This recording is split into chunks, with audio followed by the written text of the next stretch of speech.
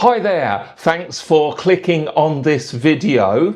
I recently posted a video about the vocabulary you need to use when you're writing an answer to the IELTS Task 1 writing section for academics and you have the map question.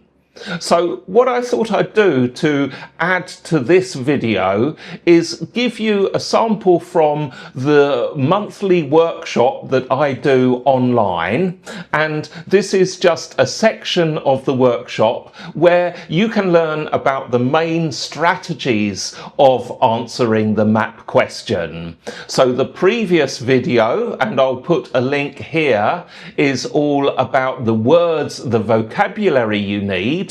And this one, it is a live recording of all of the strategies that you need to apply in order to have a clearly organized, constructed answer. So let's dive into the Zoom excerpt right now, and you can learn the strategies there.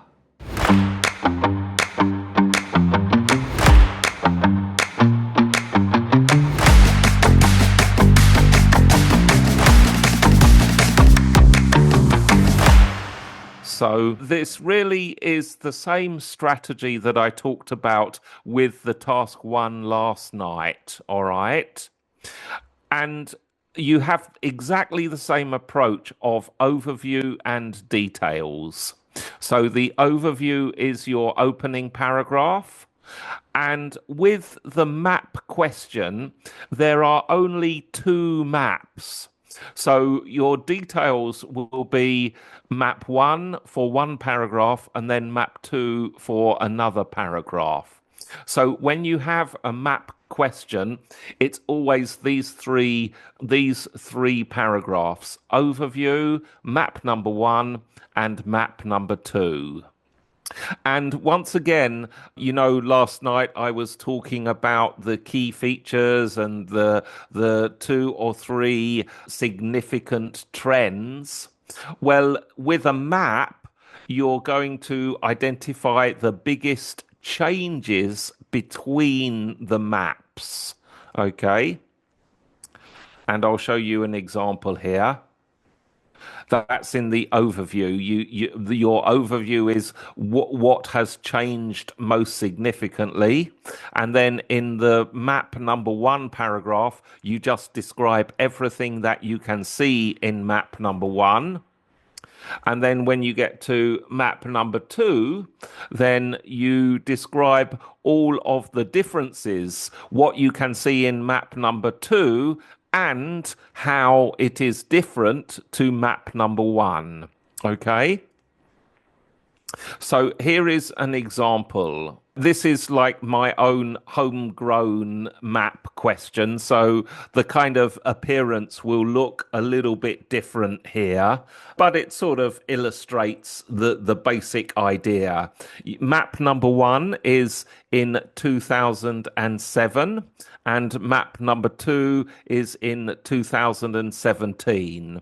So you look at the 2 maps, you identify the 2 or 3 biggest changes, and then you write that in your overview, and then you will describe the situation in 2007 and the situation in 2017.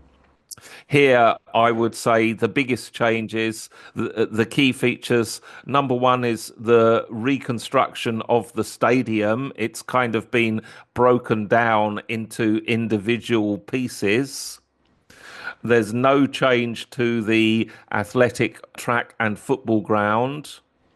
And then there's a new swimming pool there, or the number of athlete changing rooms, which has doubled. Here are some questions. These questions apply to every single map question. You need to identify the position of the feature in the map. Now, when you do position, you need to write about north, south, east, and west, okay? So that gymnasium is in the southeast corner of the complex. The stadium is in the north, and so on. And then you have to describe what it looks like. This could be the shape, square, round, or rectangular. If we look at this, you'd have to describe all of the features in there. So what is in the stadium, i.e.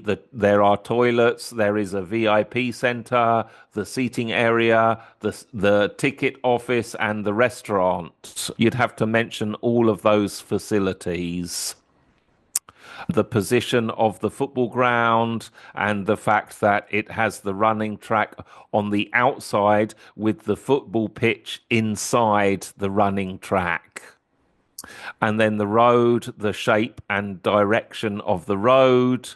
The gymnasium, it's mainly just the position of the gymnasium.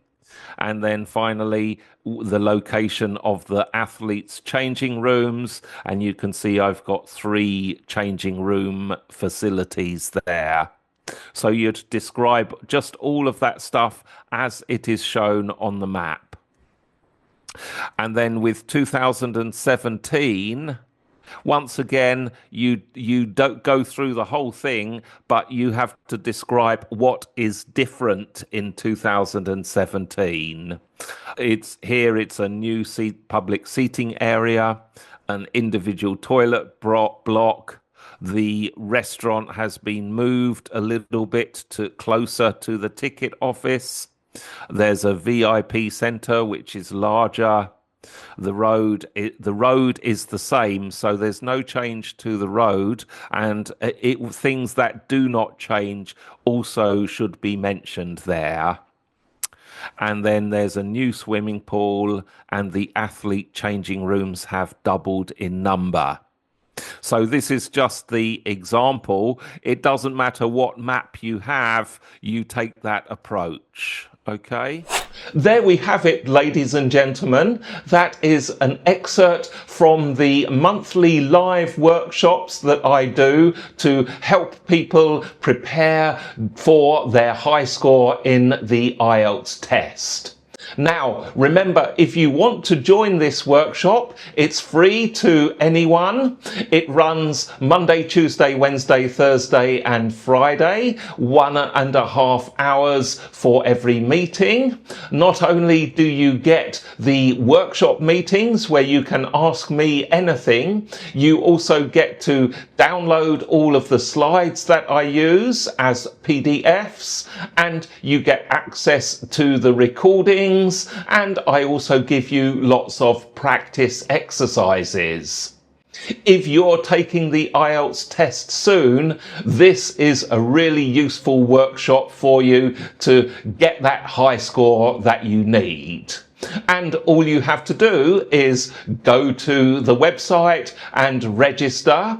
And in fact, in the chats, I'll put a little discount code for you so you can actually get the workshop a little bit cheaper than anyone else. So please register now, IELTSBreakthroughworkshop.com, and I'll see you live in Zoom.